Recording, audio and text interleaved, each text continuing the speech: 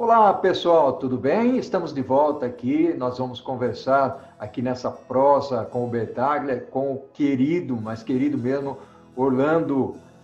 O Orlando é um amigo de longa data. Orlando trabalhou, foi professor, é professor na Unicamp, e nós vamos conversar sobre o comércio eletrônico e a experiência do cliente em busca de estratégias diferenciadas. É um tema muito atual. É um tema que foi sugerido pelo Orlando para a gente bater esse papo aqui. Então, eu gostaria até de entrar um pouquinho numa questão de dizer que o comércio eletrônico ele tem feito uma transformação significativa no mercado. Ou seja, ele propiciou uma série de mudanças, uma série de transformações, inclusive de modelos de negócios. E nós estamos percebendo que algumas empresas aí estão lutando e relutando para sobreviver nesse mundo do comércio eletrônico e não tem sido fácil. O mercado tem se modificado bastante, né? E o principal de tudo é que com a evolução tecnológica, o mercado eletrônico, ele passa, o e-commerce, né? Ele passa a fazer parte da sociedade, da vida das empresas e da vida das pessoas. Então, essas mudanças, elas influenciam, logicamente, em função da pandemia, e isso é mais significativo, mas elas influenciam, inclusive, o comportamento das pessoas. Nós estamos buscando mais conveniência. Então, esse vai ser o papo, esse vai ser o cafezinho que nós vamos fazer aqui nessa prosa com o Bertaglia, com o querido Orlando Fontes.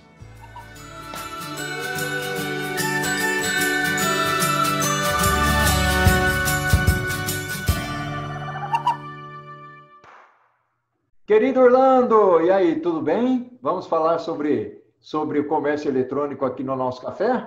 A bola é contigo. Vamos sim. Oi, Paulo. Oi, pessoal. É um prazer estar conversando com vocês aqui. Eu gosto muito das nossas prosas com o Paulo Bertaglia e sempre rolando um cafezinho, que eu também estou tomando aqui. Mas eu acho que o tema é bastante instigante. E aí, quando o Paulo me convidou, eu fiquei muito feliz. O comércio eletrônico, acho que está reinventando uma série de coisas na área de logística. Você não acha, Paulo? É verdade, Orlando, sem dúvida alguma. Eu acho que é uma mudança, inclusive, de estilo de vida das pessoas e que impacta diretamente a logística. E aí tem um ponto, Orlando, que você, inclusive, sugeriu para a gente começar a falar, e eu gosto muito, né, da experiência do cliente. Vamos falar um pouquinho nesse nosso café aqui sobre a experiência do cliente e o que ela influencia aí no comércio eletrônico e, logicamente, no supply chain, na logística, que a gente vai falar bastante sobre isso aí, né? Sim, esse é um aspecto interessante. E é interessante acompanhar pela evolução do marketing. No marketing, no começo do marketing, no 1.0, 2.0, você tinha os 4 P's, né? E um dos P's era o ponto de distribuição. E muito fortemente se trabalhava com o ponto de distribuição. E agora não. Agora se fala de funil de vendas e experiência do cliente. Ponto virou canal e agora virou omnichannel, quer dizer, vários tipos de canal. Isso transformou muito e tem a ver com o perfil do cliente. O novo cliente, ele já estava ficando muito diferente e agora, após pandemia, ele vai estar mais diferente. Hoje não se fala muito mais em segmentos de mercado. Ou-se mais a chamada imagem da persona, que nada mais é do que uma representação de um dado segmento de mercado. Então, eu vou caminhar aí na conversa em cima de 5 personas. Imagine um que é mais ou menos a nossa faixa, Paulo, que são os baby boomers, né? Uhum. Que estão aí na faixa dos 60, mais ou menos. Depois, um outro, que é um executivo que está na faixa dos seus 40, geração X, e depois geração Y, mais jovem, e geração Z. Depois, a X e o Baby Boomer são pessoas analógicas, que fazem um esforço danado, e aí eu quero dar parabéns para você, porque você consegue se reinventar no mundo digital. Eu acompanho, assisto seu canal, assisto uma série de coisas, e acho muito legal a forma que você se reinventa. Mas os Baby Boomers e a geração X, elas são analógicas. Então, quando elas olham para o e-commerce, elas olham pensando numa loja física que agora está um pouquinho modificada. E só que a geração Y e para frente, a Z, a Alpha agora, que são os de 2010 para cá, elas olham, primeiro que elas já não enxergam mais o e-commerce. Agora é m-commerce, mobile commerce. É porque o grande volume de vendas e negociação é em cima do celular.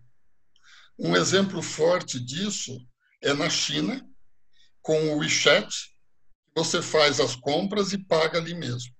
Recentemente, o WhatsApp começou a trazer isso aqui para o Brasil em termos de meios de pagamento. E no marketing, o que passa a acontecer é você oferecer um espectro de possibilidades. Por quê? Porque o cliente é hoje assim. Se eu estou, antes da pandemia, se eu estou caminhando e eu passo numa loja do shopping e eu gostei de um dado produto, muito provavelmente, se esse produto for caro, eu entro na loja e imediatamente eu abro meu celular e faço uma pesquisa de preço no Google Shopping, por exemplo, e eu vou tentar barganhar esse valor. E isso vai tudo se misturando, e que se antes era um ponto de venda que você chegava com um produto, hoje é uma experiência de venda, por isso a experiência do cliente. Bacana, bacana esse seu comentário e até alguns exemplos que você deu aí, né? No ano passado, eu estava reformando uma construção e uma das coisas que eu fazia era fazer visitas às lojas de construção, né? Que para mim nada mais é, né? Essa é a experiência do cliente que eu acho que vale a pena a gente comentar, nada mais é do que um grande showroom, ou seja, está se transformando num grande showroom. Mas o que é que eu fazia, né? Isso vale para uma série de coisas. Eu ia lá, olhava o preço da pia, da torneira, do lavabo, né? do sanitário, dos pisos, né? E depois, no final das contas, eu saía, né? Tirava uma foto, via qual era o código, se estava certinho e tudo mais, quem era o fornecedor, né? A empresa que construía aquele produto, né? Pesquisava em outros lugares, estabelecia um comparativo via internet e acabava comprando via internet, né? Eu acho que esse é um aspecto interessante que vale a pena a gente puxar aqui, porque nós vamos... Aí já entra um pouquinho no contexto do omnichannel, que a gente poderia deixar para mais tarde, mas quando nós falamos da experiência do cliente aqui, ele quer experimentar uma relação múltipla, né, que é o omni, onde junta-se a experiência da loja física com a loja online. Ou seja, se eu sou um comprador da mesma empresa na loja física, eu entendo que na loja online, automaticamente ele está me enxergando e vice-versa, né? Então, essa característica da experiência do cliente, do engajamento do cliente, porque aquela história de fidelidade, né, Orlando? Aquela história de fidelidade, você só é fiel se lhe é conveniente, né? Apesar do momento em que não tem mais conveniência para você, tanto de atendimento, de qualidade, de produto, de preço, né? Se não lhe for conveniente em todos esses fatores, ou aqueles que são principais, você acaba se desvinculando e comprando em outro lugar. Então, essa experiência do cliente que você está falando e que relaciona características diferentes de pessoas, a gente pode até cair na geração alfa, ou falar até dos millennials, né? Nós somos... Eu queria entrar numa questão aqui, Orlando, que a história é a seguinte: nós somos imigrantes digitais, né? Exato. Enquanto existem aí os nativos digitais. E para eles, muitas vezes, eles nasceram dentro da característica de usar o celular, né? Usar o mundo digital. Eles não conseguem. Eu vejo a minha filha, né? Com 30 e poucos anos, ela não entende por que eu tenho tanta dificuldade, né? Na velocidade de fazer algumas coisas digitais. Ela faz isso muito rapidamente. Então, esse acompanhar, às vezes, que fica difícil para a gente, pois por mais que nós tentemos, né? Mas fazemos parte, e é interessante o que você falou, colocar essa classificação, nós fazemos parte de uma camada da sociedade onde as empresas sim têm que se preocupar. Então, quando a gente olha a experiência do cliente, tem que olhar para o todo, não é verdade? É verdade. E tem uma coisa a mais. Esse exemplo que você deu de visitar a loja, de apalpar e depois executar a compra, é bem uma característica forte nos baby boomers e na geração X. Da nossa, E nas né? outras já são mais, exatamente. Nas outras são mais tênues esse tipo de coisa. E é muito comum, esse é um dos problemas do e-commerce, a devolução de produtos. Por quê? Porque as gerações mais novas, elas escolhem 2 ou 3, recebem, não gostam, devolvem, e esse fluxo de logística reversa aumenta o congestionamento. É verdade. E essa experiência do sentir, do provar, que é muito importante, é essencial, ela muitas vezes é feita na própria casa. Ela é tão importante que algumas lojas criam, algumas marcas criam lojas de experiência. A loja da Apple é um bom exemplo disso. É verdade. Você vai ali com especialistas de informática mexer, fuçar, resolver um problema e também tem venda, né?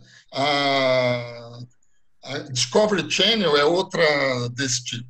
Parece mais um museu a loja da Discovery e, na verdade, você está ali interessado em alguma coisa e também compra. A experiência de compra ela está entrando numa outra dimensão no momento do cliente realizar essa compra. E, pensando aí no varejo, algumas coisas deverão mudar mais ainda. O pessoal do Vale do Silício diz que agora é a onda da voz. Então, hoje, lá no Vale do Silício, os apps são desenvolvidos primeiro para funcionar por voz e depois para digitar. O WhatsApp. Quando você quer falar muito, você não resiste, você grava o Telegram, grava e manda, porque é muito mais fácil, né? E, junto com a voz, estão entrando também esses sistemas de inteligência artificial. Uma aposta dessas é a Alexia, da Amazon, que tem, o Google também tem uma.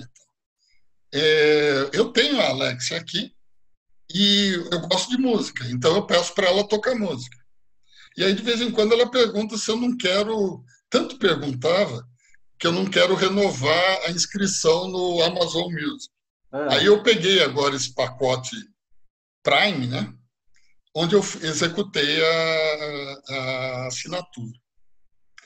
Então, a experiência ela está se transformando. Outra coisa na experiência do cliente que está surgindo é a questão, e que ajuda muito a logística e supply chain, é a assinatura.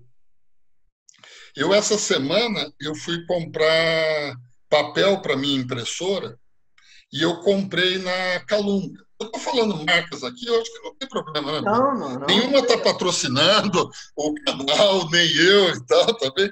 Eu tô aqui de forma descontraída falando das minhas experiências de cliente. Aí eu comprei o papel para impressora e antes de acabar o processo de compra, eu recebi uma pergunta se eu queria transformar isso numa assinatura. Porque eu poderia comprar uma caixa por mês, por exemplo. Hoje eu assino ovos caipiras. Então, eu tenho um contrato com um fornecedor que toda sexta-feira me traz 30 ovos na minha casa.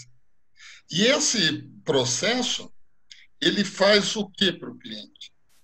E aí eu acho que tem uma boa discussão do pós-Covid.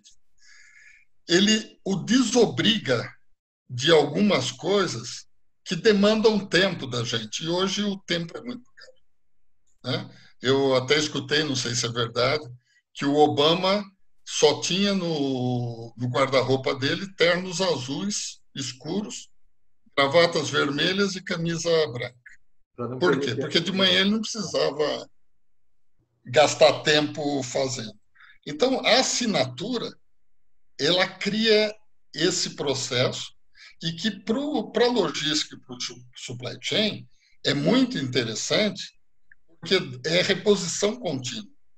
Então, você traz para uma operação B2C um conceito normalmente de B2B, que é o de reposição contínua.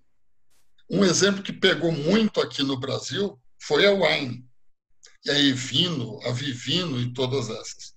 Você assina e recebe 2 vinhos por mês dentro de um padrão de qualidade que você tem interesse. Pensa no supply chain que suporta isso. Você programa melhor, você compra com lotes e tem uma série de outras coisas. Então, a experiência do cliente ela está se transformando e ela está trazendo novos conceitos que impactam diretamente na logística e no supply chain. Não, é verdade. Eu ia até comentar sobre a wine. Eu sou um apreciador, eu gosto muito de vinho. Não entendo muito de vinho, né? Eu sei quando é tinto e branco, mas eu assino a wine e realmente há um compromisso de supply chain, de logística, que eles têm um nível de serviço bastante interessante. Uma outra empresa, e aí é bom a gente até citar nomes de empresas, né? Esse é o grande objetivo aqui durante essa prosa nossa, né? A Nespresso também tem caminhado para essa direção da assinatura, né? Das cápsulas de café, já que nós estamos tomando café aqui, né? Então, muitas empresas que têm os produtos com características possíveis de serem assinados, aí você mencionou produtos de escritório, né, com a Calunga e tudo mais, café que nós estamos falando, o vinho, né? Existem muitas empresas que estão caminhando nessa direção, porque, primeiro, é uma nova forma de causar uma boa impressão para o cliente, é uma outra forma de você se programar e planejar melhor, você garantir volumes e, portanto, você pelo menos durante um determinado período, você consegue estabelecer uma receita recorrente, né? Porque há um planejamento logístico e de supply chain, né? Mas também existe um planejamento financeiro mais adequado, onde você garante uma determinada receita, entre aspas, mas você consegue garantir essa receita, né? E depois você se dedica um pouco mais, dedica o seu tempo para buscar novas alternativas, né? Então, eu acho que isso é interessante. E aqui, Orlando, eu queria agora explorar um outro tópico que eu acho que é fundamental nisso tudo. Nós falamos de experiência de cliente, já tocamos no assunto de logística, supply chain, demos alguns exemplos, né? Trouxemos aqui alguns casos e tal, mas e as estratégias do comércio eletrônico, né? Ou seja, a gente sabe e já tem sido repetido aí no mercado várias vezes, né? Que a pandemia ela impulsionou o e-commerce, né? Vamos trazer um outro exemplo aqui, a Magazine Luiza, você já falou da Amazon, a Fast Shop, são empresas que estão se dando bem nesse contexto todo. E, aliás, tem uma informação bastante interessante, eu peço desculpas se eu falhar na minha memória aqui, mas a Associação Brasileira de Comércio Eletrônico, ela disse que desde o início da pandemia, ou portanto, 100 e poucos dias aí, abriram 135 mil novas lojas, né, de comércio eletrônico. Quando, antes disso, a média mensal de abertura, ainda acho que é bastante, né, era de 10 mil. Veja que dado interessante, né, Orlando? Ou seja, realmente é a conveniência e é a necessidade, né?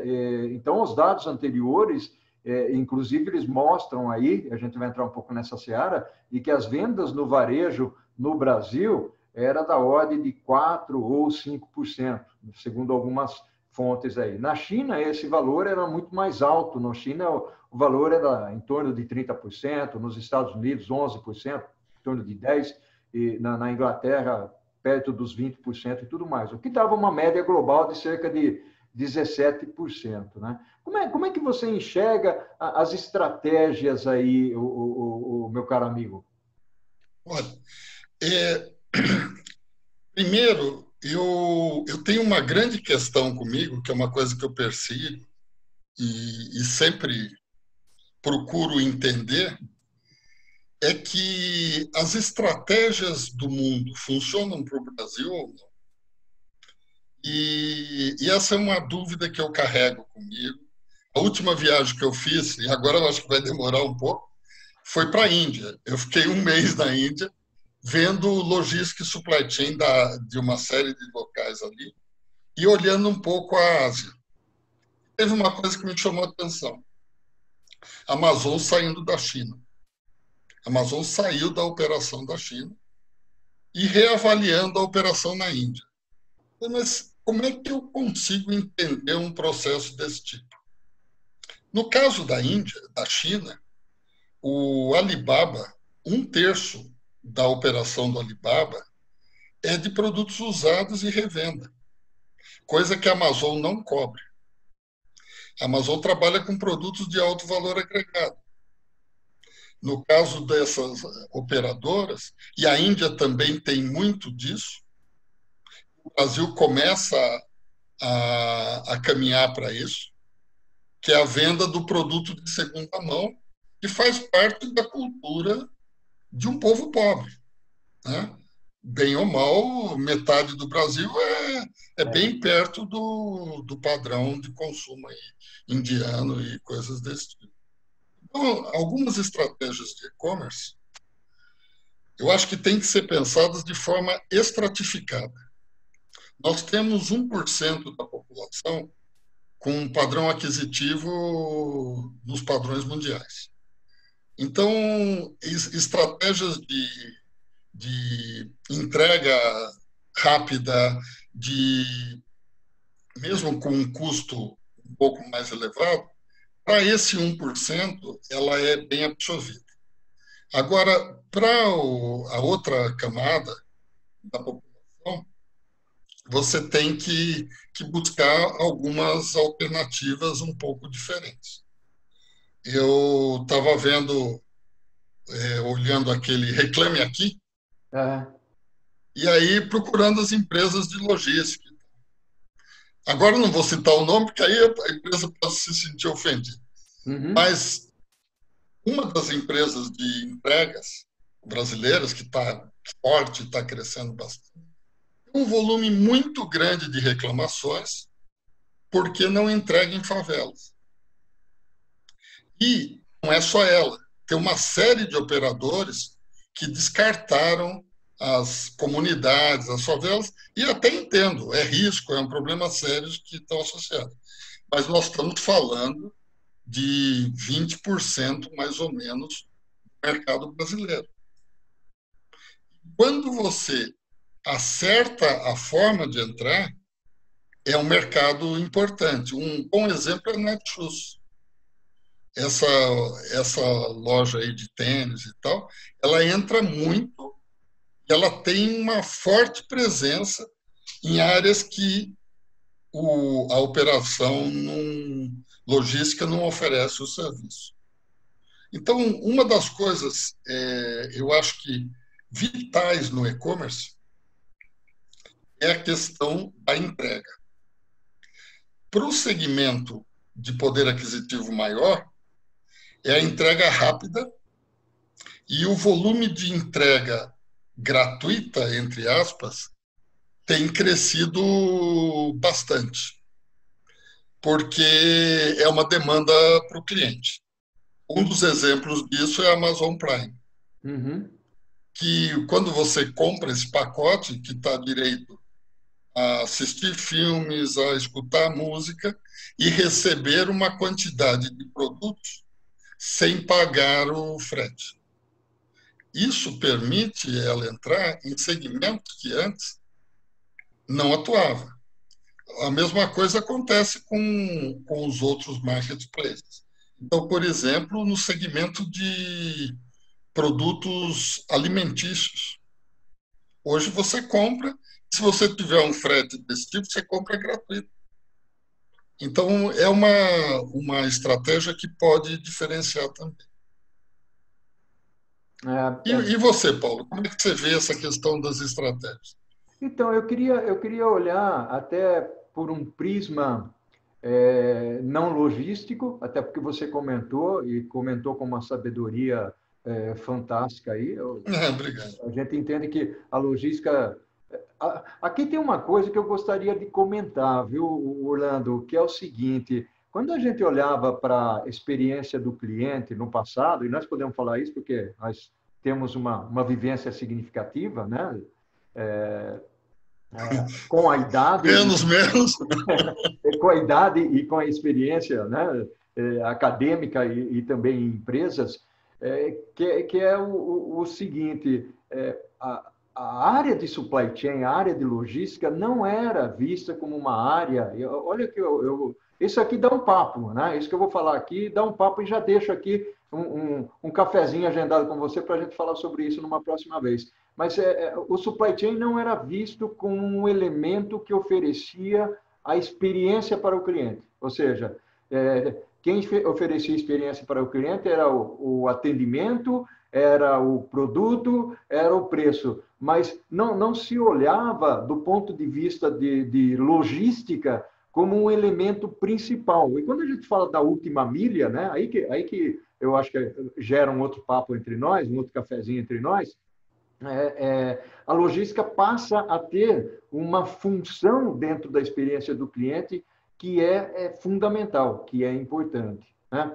Mas eu queria ir para um outro lado, talvez, que a gente possa conversar, até porque durante esse período aqui da pandemia, a gente entende que muitos produtos deixaram de vender, né, produtos e até serviços, enquanto outros subiram bastante. A gente sabe que o varejo, né, de uma certa forma, teve uma significativa, um significativo aumento, né, de vendas, um percentual grande, elementos digitais, produtos digitais, bebida aumentou muito. Eu estava vendo um site outro dia de que bebida aumentou de uma forma exponencial, principalmente, olha o que eu vou falar agora, principalmente na Austrália, né? A Austrália teve um aumento significativo aí, enquanto outros caíram. A gente sabe que shows, por exemplo, viagens, hotelaria, teve uma queda muito grande.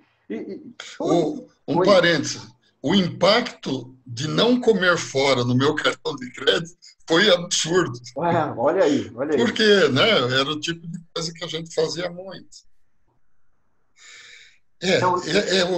O processo mudou e algumas coisas chegaram e ficaram. Então, por exemplo, a questão da compra do supermercado, onde você tem alguém que escolhe para você. Isso é um braço que tem a ver com o supply chain e ainda está muito mal resolvido. Eu faço compras em vários supermercados por delivery. E aí acompanho, desde o início da pandemia até agora, algumas modificações e que vão consolidando algumas marcas. A primeira foi em embalagem. No começo eles eram muito mal embalados, agora estão... Acho que vai vir uma nova fase de redução do custo da embalagem, porque está se usando muito papelão com um custo alto de produtos que eu acho que, se reinventar alguma coisa retornável e tal, verdade, deverá baratear. A outra coisa é na seleção do produto, porque os supermercados tiveram que criar os SKUs, que eles não usavam na prateleira. Porque como é que eu compro carne? Eu peço 1 quilo de carne. Aí o açougueiro chega e fala, você quer mais 200 gramas? Olha, ele está inteiro, tá bom, e 200. Como é que eu compro isso pelo e-commerce? Eu compro por unidade. Então, hoje, se você vê uma série desses hipermercados, eles vendem por unidade. Você compra uma unidade de 500 gramas, uma unidade de 800 gramas. A maior dificuldade minha é em relação à banana, por exemplo. Porque banana, lá fora, se compra por unidade. Mas aqui eu sempre peguei assim, eu quero uma dúzia de bananas. E não é vendido assim, né? É vendido 400 gramas de banana por quilo. Então, esse processo, ele mostrou um hiato que os operadores logísticos já tinham no que se chamava de montagem de componentes. Eu lembro que, visitando alguns armazéns, eu sempre gostava de perguntar: vocês distribuem antena de TV a cabo? E aí o cara, sim, e é fácil? Eu falei, não, é um terror, porque eu tenho uma caixa com uma circunferência e um cabo. Só que eu tenho que armazenar em lugares diferentes e cria uma complexidade incrível. Então, aí, num segundo momento, flexibiliza, porque qual é o problema de ter que ter um número de série na antena vinculada a uma determinada caixa? Eu posso flexibilizar. E o que a montagem, por exemplo, montagem de celular, como uma das pontas do supply chain, na época que tinha a colocação do DDD, alguns operadores colocavam uma equipe para fazer isso. O que eles estão fazendo agora? Tem operador pagando para a pessoa ficar dentro do supermercado, fazendo a sua seleção. Inclusive, alguns com uma estratégia bem interessante e agressiva de contratar pessoas mais velhas, senhoras, que selecionam muito bem os produtos e que fazem a entrega. Então, está se alterando um pouco o que era um processo sem a participação do cliente, agora ele está dentro da participação do cliente. Porque, vou te dizer uma coisa, Paulo, nós éramos mal acostumados, porque a gente aprendeu com a indústria que cliente não dá palpite. Né? Se eu tenho a minha linha de montagem, não vai ninguém entrar lá dentro e falar: olha, você não está trabalhando bem, trate de melhorar, que é diferente num restaurante. O setor de serviços, e você está com o cliente ali, ele tem o direito de olhar a sua cozinha. E o operador logístico, ele pegou da indústria essa postura. Só que agora, e aí particularmente, você trabalha muito mais com esses conceitos do que eu, mas eu acho que teve uma saída do supply chain para o demand chain. Então, na hora que você está no processo da demanda, o cliente vem junto. Então, hoje, eu acompanho, por exemplo, você falou do Magalu. Essa semana eu comprei um forno holandês, você conhece isso? É um forno de aquecimento? Não. É o que a gente chama, na roça, vamos chamar assim, 2 panelas de ferro, uma que você põe em cima da outra. Assim. Sei. Para fazer pão e tal, mas eles chamam de forno holandês. Eu comprei, e eu tô louco para chegar, porque minha nora está querendo fazer uma receita e tal. E o Magalu fica mandando para mim, ó. Saiu, agora eu entreguei para a transportadora. Chegou não sei aonde e tal. E eu tô adorando isso. Porque eu sei que eu vou, no domingo, provavelmente poder fazer o pão. Porque pelo monitoramento e tal. Isso é uma mudança significativa da lógica do supply chain, da logística anterior. O que nós preocupamos, fala.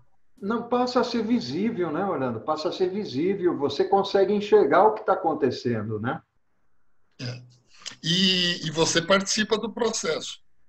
Eu acho que tem uma tecnologia aí que daqui a pouco vai impactar, que é o blockchain, porque vai dar segurança e vai permitir entrar nesse processo também o pagamento. Concordo. Na medida que eu estou acompanhando para e passo, é visibilidade. Uma questão que você levantou bem numa outra live, acho que numa entrevista que você estava discutindo, a questão de visibilidade da cadeia. Eu acho que é um aspecto importante. É verdade. Eu queria só tocar num ponto, talvez nesse bate-papo que nós estamos tendo aqui, nessa nossa prosa. Nós falamos da experiência do cliente, falamos um pouco sobre estratégias. Faltou um ponto aqui que talvez seja interessante elencar, até antes da gente entrar na parte de omnichannel, apesar de que a gente já falou um pouquinho de omnichannel, né?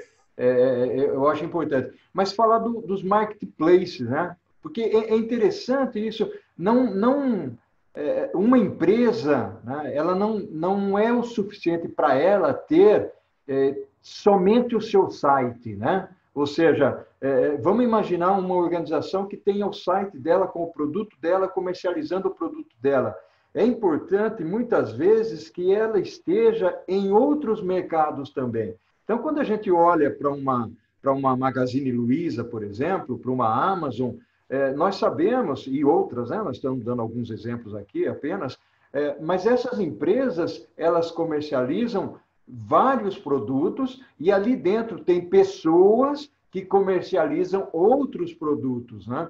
Então, muitas vezes, e aí, por exemplo, quando nós olhamos para uma wine.com.br, né, apesar dela não ser uma empresa de manufatura, né, que comercializa os seus vinhos, nós sabemos que o vinho que você encontra muitas vezes na Wine não está disponível em outros sites, né? Essa é uma situação. Até porque ele vai lá e compra o volume ou compra a produção. É uma característica um pouco diferente. Mas se você olha, por exemplo, uma Unilever de característica física, nós sabemos que a Unilever coloca o sabão em pó dela tanto no Carrefour como no Pão de Açúcar, né? Ou seja, na maioria dos supermercados que tem por aí. No marketplace está acontecendo a mesma coisa, ou seja, as empresas estão utilizando diferentes mercados para colocar os produtos dela, para que ela possa ter um tentáculo, né? Um braço mais ampliado de alcance de mercado. Você enxerga assim também? Enxergo, e aí entrando com o market share, e você comentou do omnichannel, eu vou no olhar juntar três coisas. A experiência do cliente com o market share e com o omnichannel. Quando nós estávamos nos chamados marketing 1.0, 2.0, 3.0, nós tínhamos um trabalho muito forte em cima de segmentação, de posicionamento e de diferenciação da marca. E a gente olhava sobre a ótica da necessidade do cliente e como capturá-lo. E muitas vezes ele era capturado por essa fidelidade à marca, né? Eu compro TV, então TV tem que ser telefunking, vamos dizer, naquela época, né? Uhum. E quando a gente saiu desse marketing, fomos para o marketing digital, que é nas classificações aí da área de marketing, o 4.0, começou a se trabalhar um pouco diferente com isso. E você trabalha com três níveis, vamos chamar assim, que é o nível do envolvimento, o nível da experiência, e aí entra a experiência do cliente, e o nível de satisfação. No nível de envolvimento, e a gente vê um monte disso disponível nas redes sociais, e o pessoal fazendo live, e algumas pessoas, por exemplo, youtubers, que usam maquiagem e mostram como se maquiar e tal.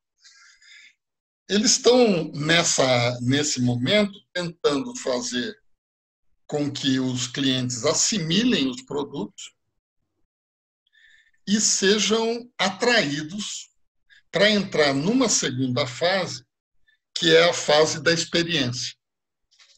Então, por exemplo, eu começo a ver uma série de informações sobre uma nova ducha lançada no mercado, e aí entro naquele estágio que você comentou.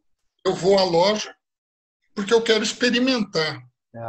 E eu vou arguir junto ao cliente. Então, aí eu estou com um processo de experiência.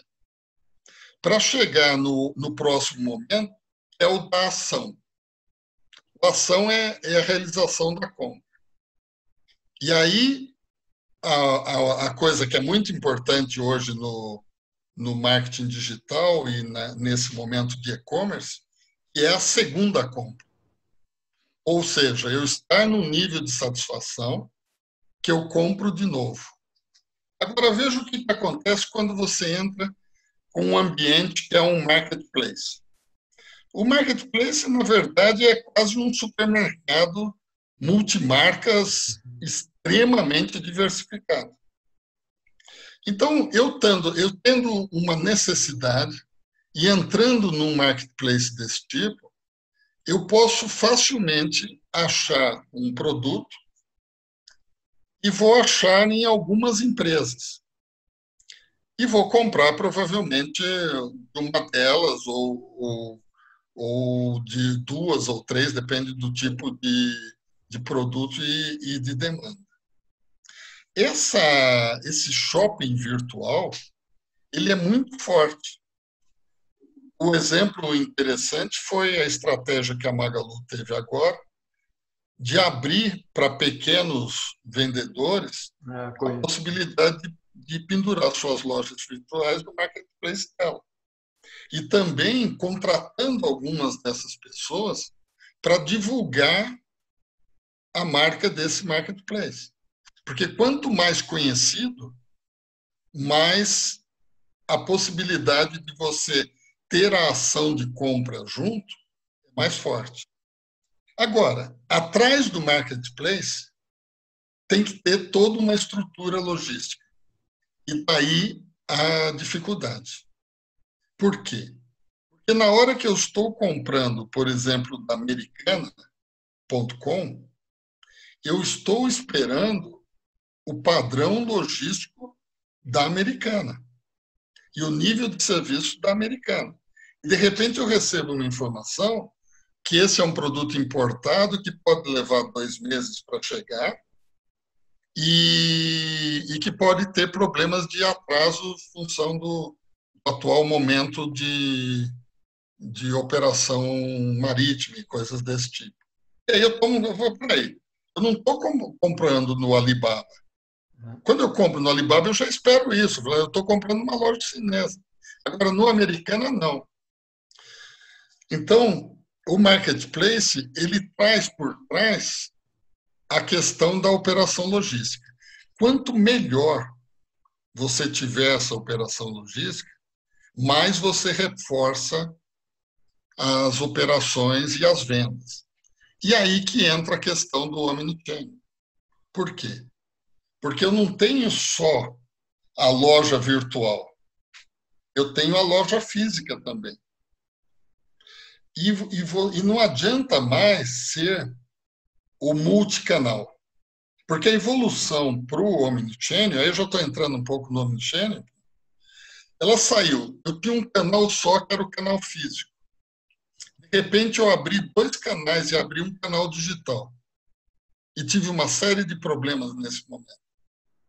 Eu cheguei a desenvolver alguns trabalhos de empresas que entraram no mundo digital, por exemplo, uma empresa distribuidora de materiais de escritório na Bahia, e que ela não sabia como tratar os pedidos que vinham do Rio Grande do Sul para comprar produto. Tanto que depois começou a ter essa coisa, que região você está? Porque existem diferenças nesse processo, né? De preços, de disponibilidade. Aí, eu passei a vários canais. Então, eu tenho a venda por telefone, eu tenho a loja física, eu tenho a loja digital. Mas trabalhado de forma independente, coisa que incomoda muito até hoje. Aí, novamente, se é crítica, eu já não vou falar empresa. Mas eu vou comprar um determinado produto, por exemplo, uma televisão, e eu vejo na loja digital da empresa num preço, e quando eu vou na loja física é mais caro. Eu falo, como? Eu estou comprando da mesma empresa. Isso é um problema de gestão multicanal.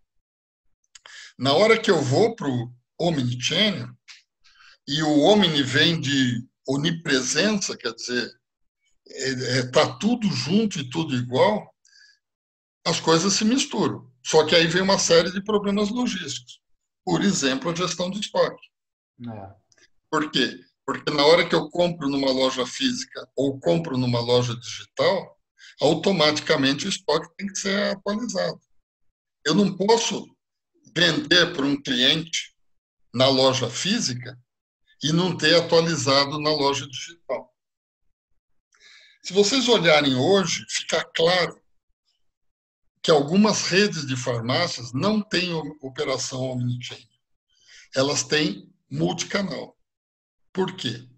Porque muitas vezes você compra na internet, tem um compromisso de entrega em 24 horas e leva 2, 3 dias para entregar.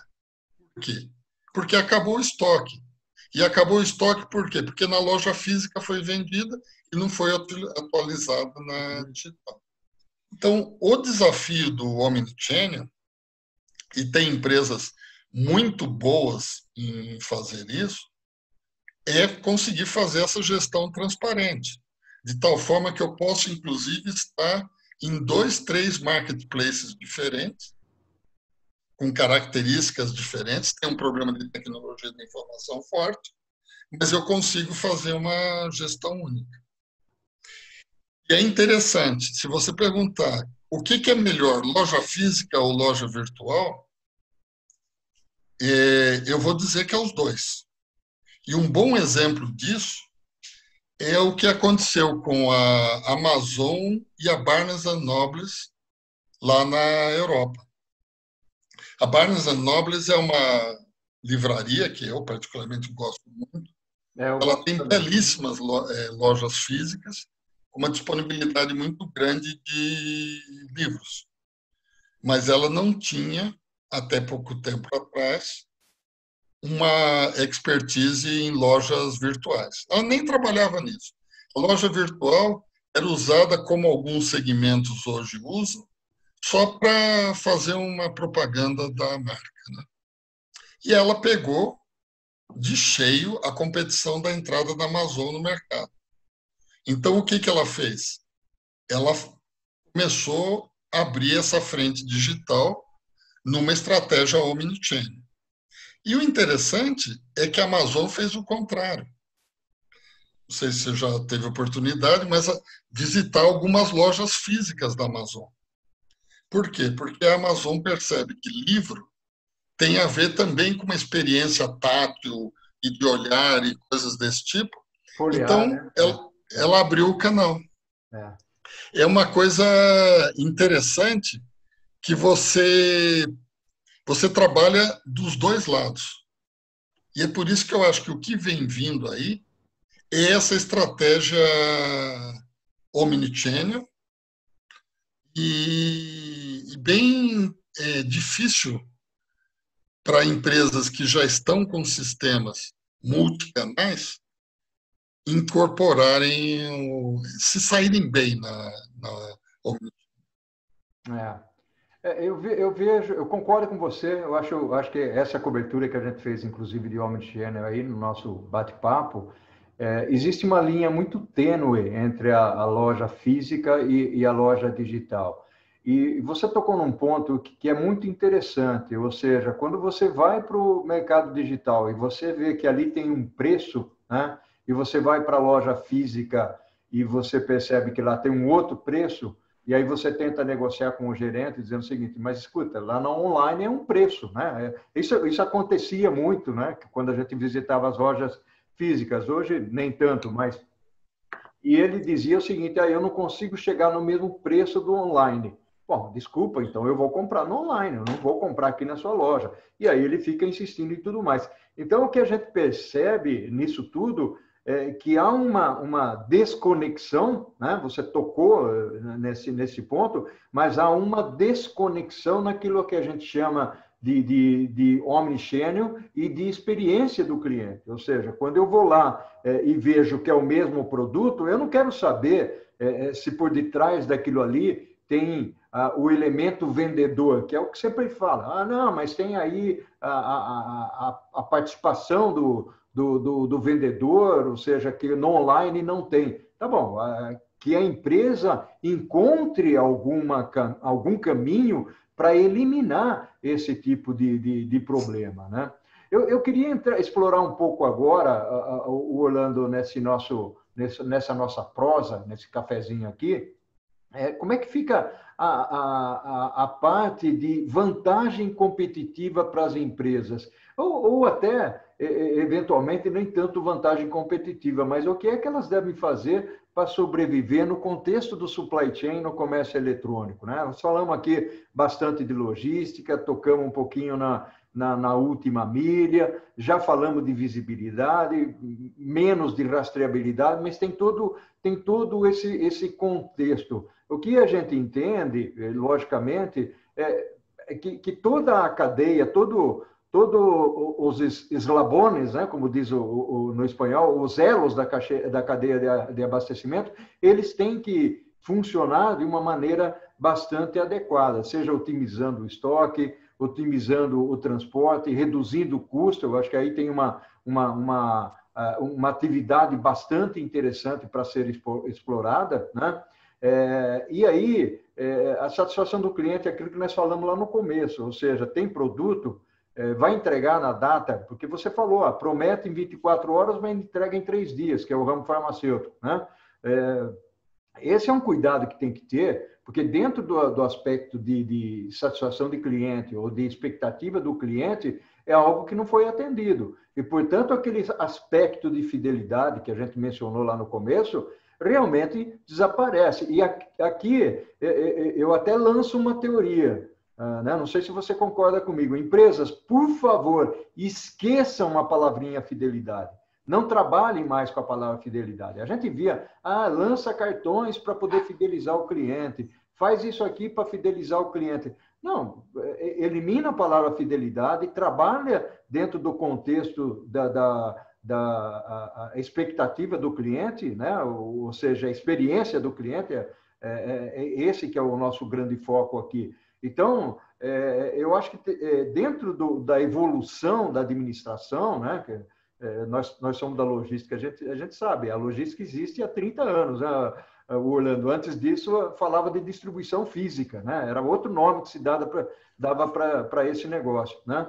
Então, há uma evolução, né? E nessa evolução, eventualmente, substituir algumas palavras não vai fazer mal para ninguém. Então, a eficiência no supply chain, ela é importante, está aí a tecnologia para ajudar. Você usou o conceito do demand chain, você tocou na palavra aí de demanda, né, na cadeia de demanda, ou seja, o mercado puxando. Gostei de uma outra expressão que você usou aí, né, que é importante aqui, até para as pessoas que estão nos ouvindo nesse nosso café aqui, que é o cliente participa, né? Ele participa do serviço e da entrega do produto, que é o exemplo da Magazine Luiza que você deu aí, né? Então, eu acho que foi um papo bastante bacana, a gente fala demais, né? Nosso cafezinho aqui. Eu acho que tem que ficar aqui um outro café, né? Para a gente explorar mais essas coisas, né, Orlando? O que você acha disso? Não, sim. Indo aí para os finalmente também, Paulo, você economizou uma pergunta que eu ia fazer para você, que eu ia perguntar, na década de 70, se você já mexia com logística, mas, na verdade, não existia a palavra. E aí, a gente acompanhou isso, acho que você, na trajetória empresarial e eu na trajetória acadêmica, como é que o conceito foi crescendo. E tivemos um auge na década de 90, onde logística e supply chain viraram o grande diferencial competitivo das empresas. É verdade. E era onde se ganhava mercado e era onde se posicionava. Só que aí, como começou a ganhar muita escala isso, a entrada dos operadores logísticos e tal, logística e supply chain virou uma commodity. Caiu de importância estratégica.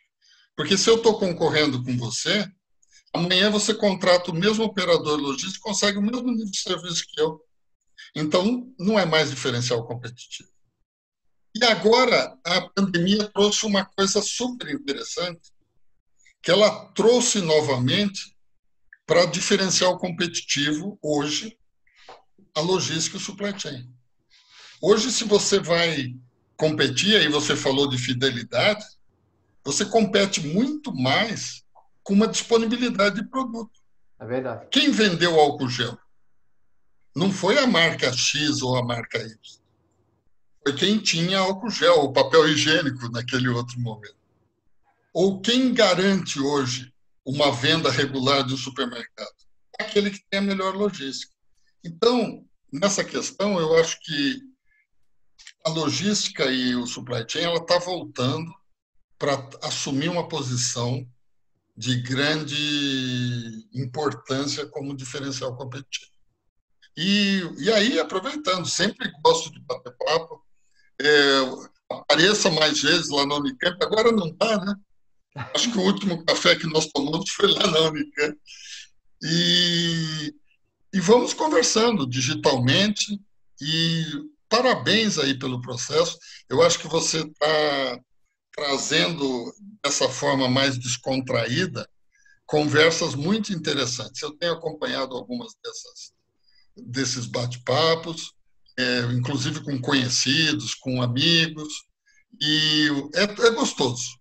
E essa forma informal de discutir as coisas tá de parabéns e obrigado aí pela oportunidade de a gente fazer esse papo.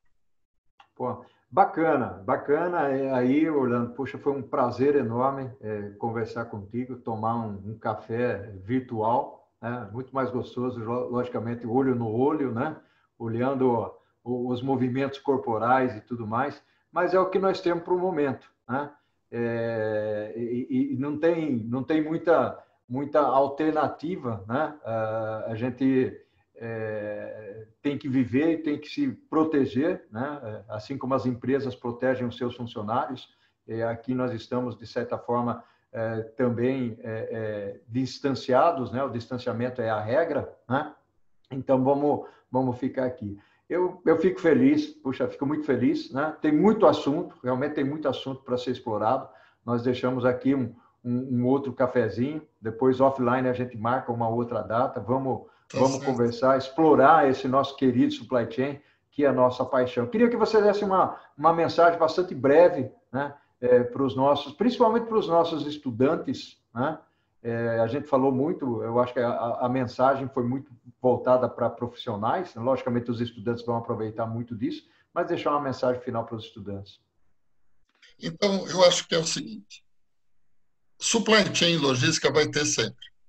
Os mercados podem se alterar, os meios podem se alterar, mas sempre vai ter espaço. Então, se você estuda nessa área, vá em frente. Pode ser que os meios se transformem, mas sempre o homem vai precisar da conexão. E quem faz a conexão é a logística e o supply chain. Não desanime, o momento é um momento difícil, é um momento que a gente fica preocupado, triste, de vez em quando eu acordo com a sensação que eu tenho uma tornozeleira eletrônica, eu não posso sair de casa, meu limite e tal, se eu saio no condomínio já não posso passar na porta e tal. É uma coisa muito difícil, mas vai passar. Tá. E a logística e o supply chain continuou durante a pandemia e quando voltar, vai estar mais forte ainda. Não desanime. Acredite nos sonhos. Verdade. Legal, muito obrigado. Eu queria acrescentar uma coisa. Você fala da tornozeleira eletrônica e eu tenho feito ultimamente até poesia para cupim, né? Olha teu post aí do Facebook. A minha esposa fala, Paulo, mas peraí, o que está havendo? Tira fotografia de siriema, tira fotografia de cupim, né, e coloca lá. Mas faz parte, eu acho que é inundar a rede de coisas positivas, né? E você tem razão, Orlando. A logística, o supply chain veio com uma força fantástica, sempre teve essa força, mas agora ela mostrou realmente que por que ela existe, o que ela faz, o que traz para a sociedade, né? Que é esse valor estupendo de entregar e movimentar produtos, né? Na cadeia toda. Tá bom? Um abração para você, tá? E vamos falando, tá bom? Muito obrigado pela Tá. conversa. Obrigado, Orlando. Abração, cara. Tchau, tchau.